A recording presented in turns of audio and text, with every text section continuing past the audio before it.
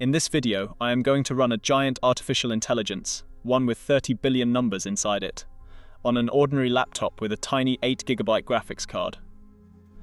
And we are going to build the whole idea up from nothing, assuming you know nothing. Here is the entire game of running models on your own machine. You have a huge pile of numbers and a small amount of fast memory. The job is to fit that pile into the memory you have and do the math fast enough to be useful. Everything else in this video is just clever ways to win that game. So let us start at the very bottom. What is one of these language models actually? A language model is nothing but a giant pile of numbers called weights. Bigger pile, generally smarter, but it needs more memory and more time. A word, or really a piece of a word, is called a token. And the speed we care about is tokens per second. 50 a second feels instant. 5 a second is a slow typist. 1 a second and you go make coffee. The repo this is built from lays the path out like this. If you are new, you start with the theory, the lessons learned. Then how to actually run things. Then the benchmarks. We are going to walk that whole path together, and by the end every box here will make sense. Before any of that, you have to understand the machine itself. Where does a computer actually keep all these numbers? Think of your computer as a kitchen with 3 places to keep things. The graphics memory, the VRAM, is the countertop. Small, but everything on it is instantly in reach. The system memory, the RAM, is the pantry. Much bigger, a few steps away. And the disk is the basement freezer. Enormous, but slow to fetch from. If something does not fit on the counter, you keep it in the pantry, and only as a last resort, the basement. Here are those 3 shelves drawn to scale. Notice the speeds. The countertop moves data more than 5 times faster than the pantry, and the pantry is many times faster than the basement. So it is not just whether something fits. It is which shelf it sits on. That single fact drives everything that follows. And who does the actual cooking? 2 chefs. The graphics chip, the GPU, is like an octopus chef. It does the same simple piece of math on thousands of numbers at once. The regular processor, the CPU, is one very flexible chef. For the flood of math a model needs, the octopus wins. That is why a graphics card matters at all. Now, when somebody asks what is the biggest model I can run, they are really asking 2 completely different questions. Question 1. What is the biggest model that runs fast? That means it fits entirely on the countertop, all in VRAM. On 8GB, that is about a 7 or 8 billion model at 60 to 80 words a second. Question 2. What is the biggest model that runs at all? That can spill into the pantry and even the basement. You can technically load a 200 billion model, but it crawls at 1 to 5 words a second. The model you use every day is the answer to question 1, not question 2. There is one trap that catches almost everybody on a brand new graphics card, and it is worth a minute because it is silent. This laptop has a Blackwell chip, what the tools call SM120. A new chip is like a new dialect, and software built before it does not speak it. The cruel part is there is no error. The program just quietly falls back to the slow processor, and you get 1 to 3 words a second on a model that should fly. People blame the model. The real fix is to use tools built after this chip existed, and to build the engine yourself from source. If you set one of these up from scratch, this is the order. Install the graphics toolkit. Build the engine for your exact chip. Confirm it really prints compute capability 12.0. Download a model for each tier, benchmark it. Pick your daily driver. Skip the build step and you spend a week wondering why everything is slow. The build itself is 4 lines. The one that matters is the architecture set to 120. That is what tells the compiler to make kernels for this exact Blackwell chip, so the octopus actually shows up to work. Once it is built, what do you actually have? Not one giant program, but a few small ones, each doing a single job. The model file itself, the brain, is a GGUF file. Then there are little programs that put it to work. Llama CLI is for chatting in the terminal. Llama Server turns it into a web service any program can call. And Llama Bench just measures raw speed. Same engine underneath, 3 different front doors. Here is how the project is laid out. The big model files do not live inside the project. They sit in one shared folder, around 50 gigabytes, reused by everything on the laptop, with just a simple ink pointing at them. The built binaries are off to the side.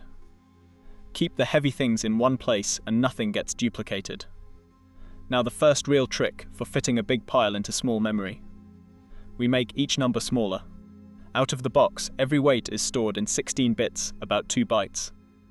Quantization just means we keep fewer bits per number. You lose a tiny bit of accuracy and you save an enormous amount of space. The same model comes in many of these versions. The letters Q4KM are just a recipe. The K_M versions are the sweet spot of size against quality. Here is the whole ladder for a 27 billion model. At the bottom, the original is 54 gigabytes, hopeless on a laptop. Q4KM cuts that to under 17. And if even that does not fit, you drop one rung to Q3KM and buy yourself another 4 gigabytes of room, for an accuracy difference you can barely notice in a chat. One warning when you download. These repositories hold every version at once, 50 gigabytes or more. The include pattern with the quant name is what tells it to grab only the one file you actually want. Forget it, and you pull the whole pile down. To actually run a model, you only really need to understand 3 settings. Master these and you are most of the way there. -M is just the path to the model. -NGL is how many of the model's layers, think floors of a building, you put on the graphics card. 99 means all of them. And -NMOE, the star of this whole video, is for one special kind of model, and it decides how many expert pieces to leave back in the pantry.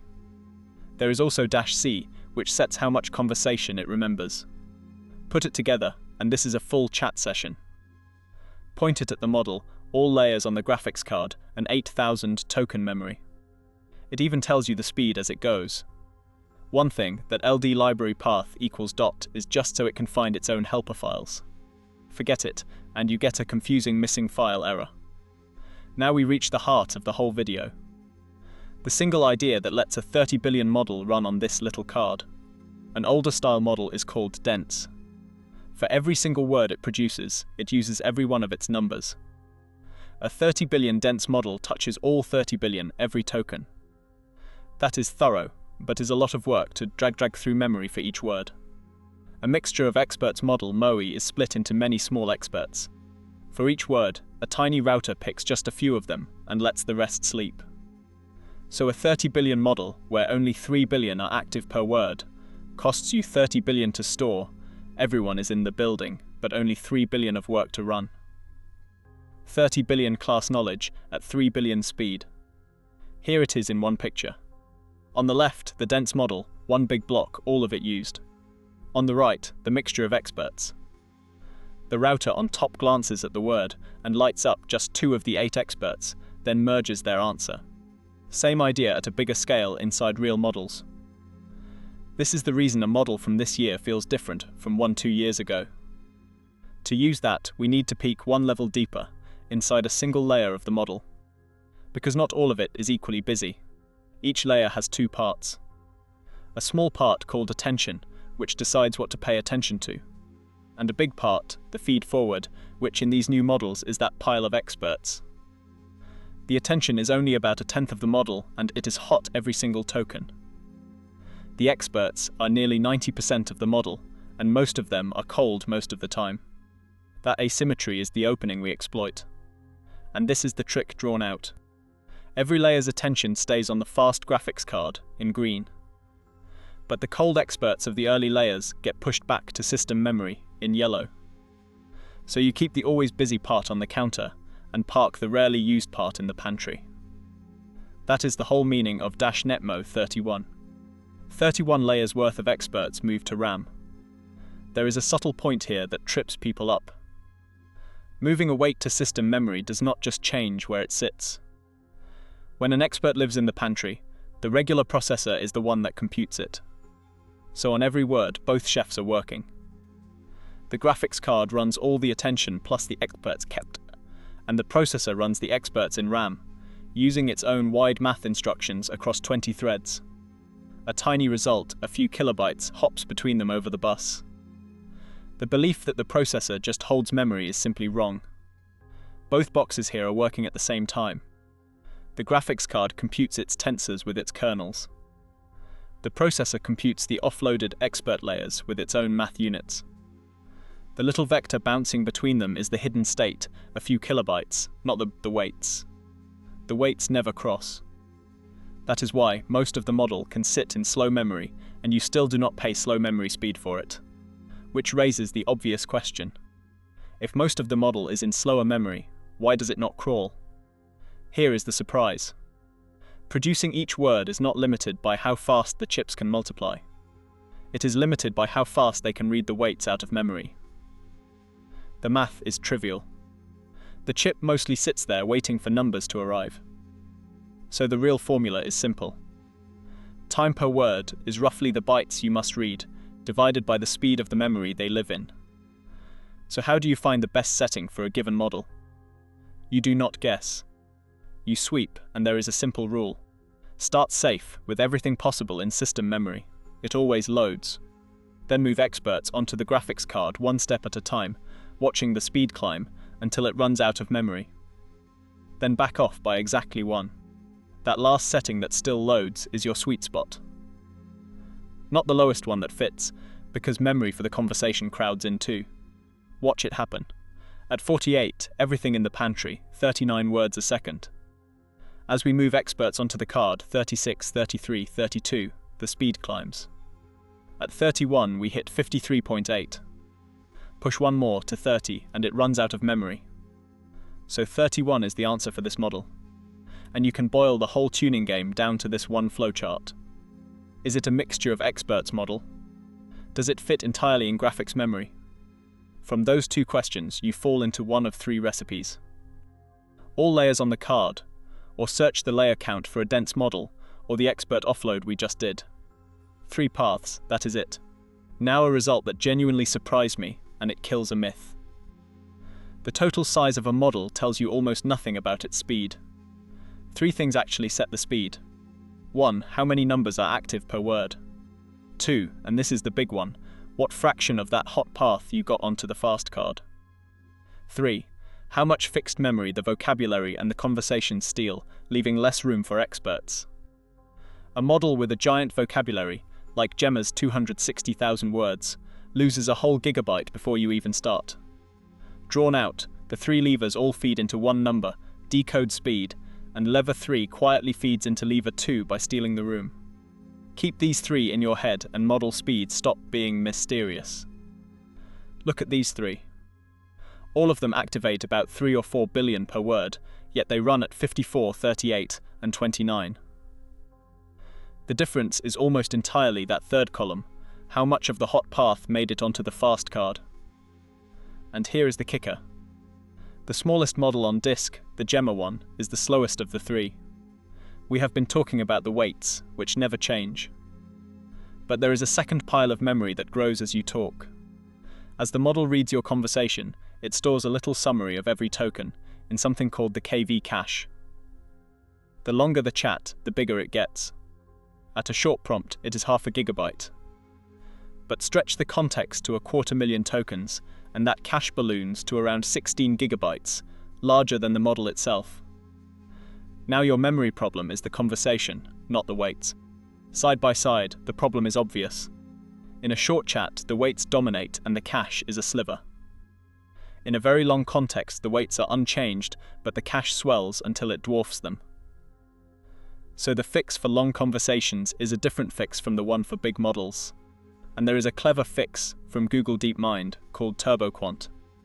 It compresses that cache down to 2 or 3 bits with almost no quality loss. Watch. At a 32,000 token context, the normal cache runs out of memory entirely. Turbo 3 fits at 24 words a second. And oddly, the more aggressive Turbo 2 is actually faster, because a smaller cache means less to read each word. Remember, this fixes long context, not a too big model. So far, we have chatted in the terminal. But the real power is turning the model into a service your other programs can call. Llama Server hands you a standard web interface, the same shape as the big cloud APIs, so your editor or a Python script can talk to it with a few lines. And if all the flags feel like a lot, a tool called Llama wraps the exact same engine in friendly commands, pull and run. Same engine underneath, 2 front doors. Use the wrapper for quick chats, and the raw engine when you want to tune ncmoe yourself. Start the server on a port, and now anything that speaks the standard chat API can use your local model. In Python, you point the normal client at localhost, and you are done. No cloud, no keys, no bill. There is a whole zoo of these tools, and this tree picks for you.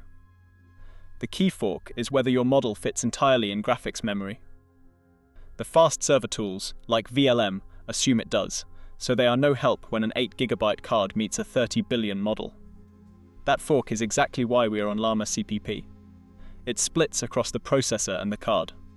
And to clear up a common confusion, Llama and the raw engine are not rivals.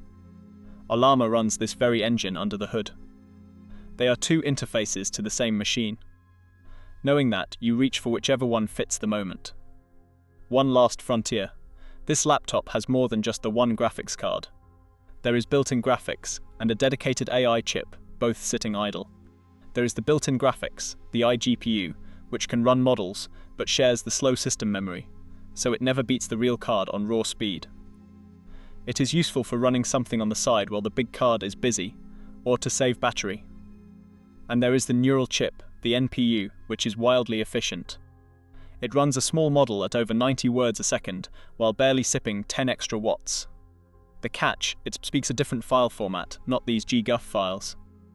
Here is the real card against the built-in graphics on the same models.